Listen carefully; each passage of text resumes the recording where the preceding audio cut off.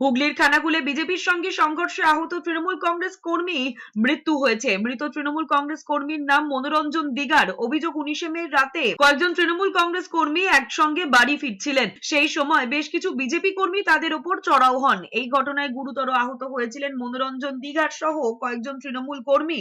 অন্যদিকে এখনো রাজ্য জুড়ে ভোট পরবর্তী হিংসা অব্যাহত রয়েছে। উত্তর 24 পরগনার হিঙ্গলগঞ্জে বিজেপির বুথ সভাপতি বিমল আড়ির বাড়িতে ভাঙচুর এবং লুটপাট করার অভিযোগ উঠেছে তৃণমূল কংগ্রেস আশ্রিত দুষ্কৃতীদের বিরুদ্ধে। দেগঙ্গায় রাতে তৃণমূল কংগ্রেসের দলীয় কার্যালয়ে ভাঙচুরের অভিযোগ উঠেছে। বাগদার প্রধানমন্ত্রী নরেন্দ্র মোদীর শপথ গ্রহণ অনুষ্ঠান উপলক্ষে মিষ্টি বিতরণ করায় বিজেপি কর্মীদের উপর প্রাণঘাতী আক্রমণ করার অভিযোগ উঠেছে তৃণমূল কংগ্রেসের কর্মীদের বিরুদ্ধে। এদিকে দক্ষিণ 24 পরগনার কাকদ্বীপে বিজেপি কর্মীর বাড়িতে ভাঙচুর, প্রাণনাশ থেকে শুরু করে ধর্ষণের হুমকি দেওয়ার অভিযোগ উঠেছে। এরই মধ্যে গারুলিয়া পৌরসভায় বিজেপি কর্মী ধনঞ্জয় মালোর বাড়িতে কয়েকজন দুষ্কৃতী ভাঙচুর চালিয়েছে। একই সঙ্গে প্রাণনাশের হুমকিও দেওয়া হয়েছে বলে অভিযোগ। এই দুষ্কৃতী নয়, ওরাও তৃণমূল।